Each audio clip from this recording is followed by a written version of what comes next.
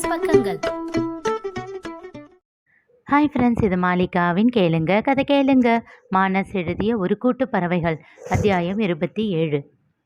யசோதா சமையலறையில் மும்முரமாக வேலை செய்து கொண்டிருக்க அப்பொழுது அந்த ஒலி கேட்டது. அவசரமாக அடுப்பை அணைத்துவிட்டு தன் முதுமையையும் பொருட்படுத்தாது வேகமாக வந்து வாசல் கதவை திறந்தார். அவருடைய எதிர்பார்ப்பை பொய்யாக்காமல் வீட்டு வாசலில் வந்து நின்றது அன்பிதாவின் பைக்.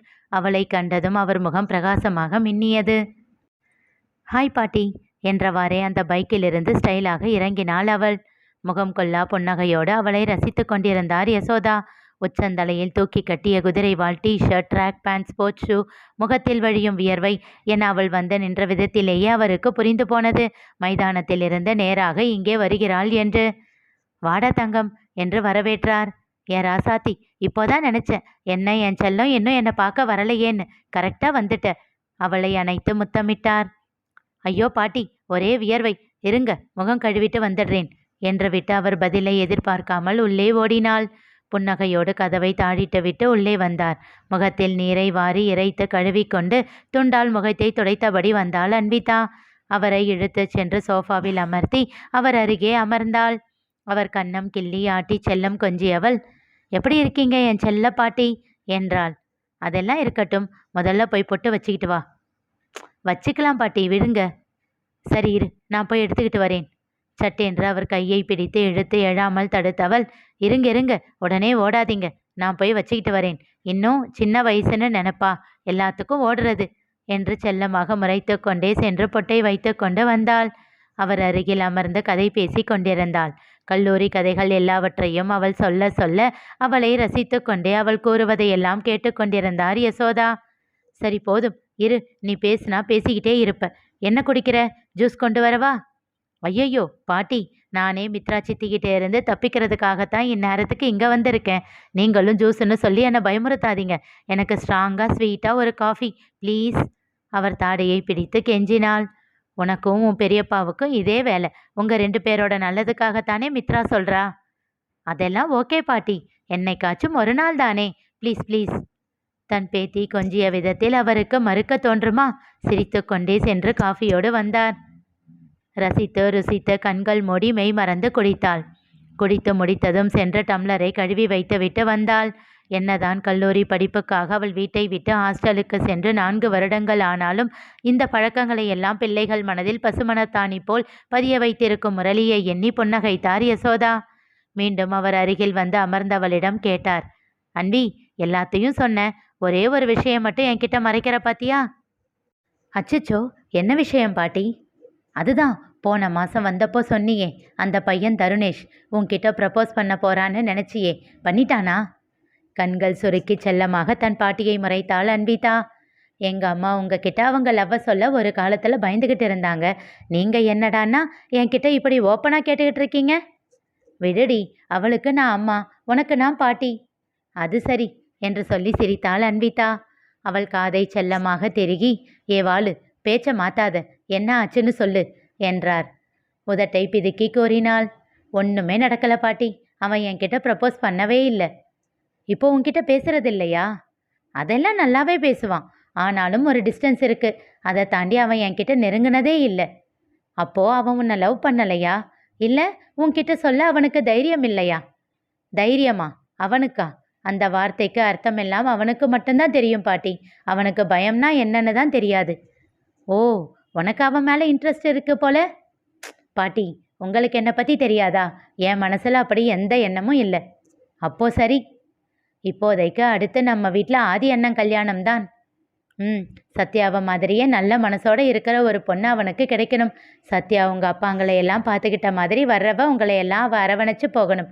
அப்படிப்பட்ட ஒருத்தி வரணும்னு கடவுள்கிட்ட நான் தினமும் வேண்டிக்கிட்டு இருக்கேன். முரளி உருவாக்கி வச்ச அந்த அழகான கூடு எப்பவும் கலையாமல் அப்படியே இருக்கணும். அது மட்டும்தான் இப்போதைக்கு என் மனசில் இருக்கிற ஆசையெல்லாம். டோன்ட் வரி பாட்டி, நம்ம வீட்டில் எப்பவும் நாம் ஆசைப்படுறது மட்டும்தானே நடக்கும். என்ன மேடம் நின்றுக்கிட்டே இருக்கீங்க, உட்காருங்க.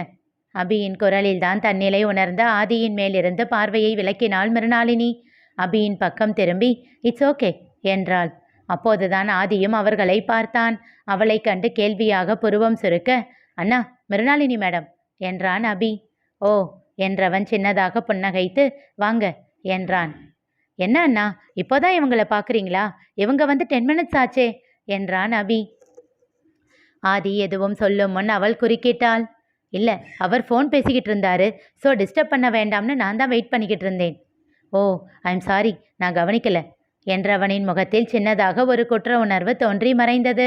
அவனுடைய முகத்தில் தெரிந்த உணர்வுகளை எல்லாம் அப்படியே மனதிற்குள் படம் பிடித்து கொண்டிருந்தாள் மிருணாளினி.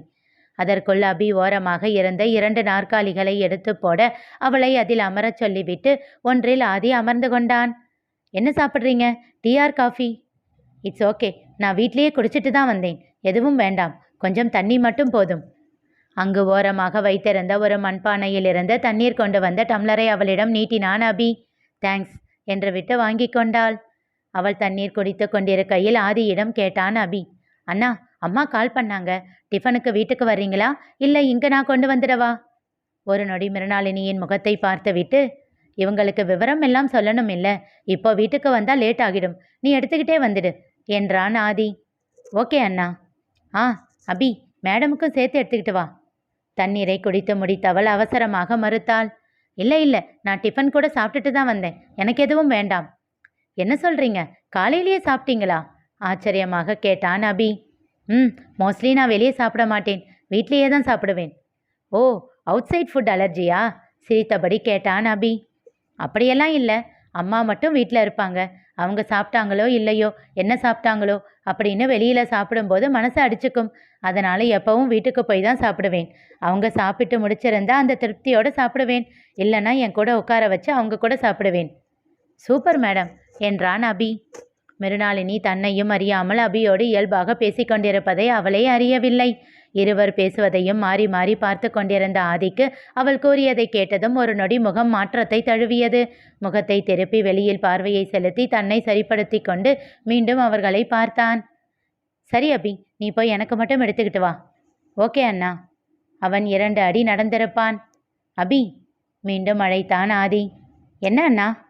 நீ சாப்பிட்டுட்டு அப்புறமா எனக்கு எடுத்துக்கிட்டு வா, எனக்கு அவசரம் எதுவும் இல்லை. புன்னகையோடு சரி என்று தலையசைத்து விட்டு சென்றான். ஆதி பார்வையை மிருணாளினியின் பக்கம் திருப்ப அவளோ அவனை வைத்த கண் வாங்காமல் பார்த்து கொண்டு இருந்தாள்.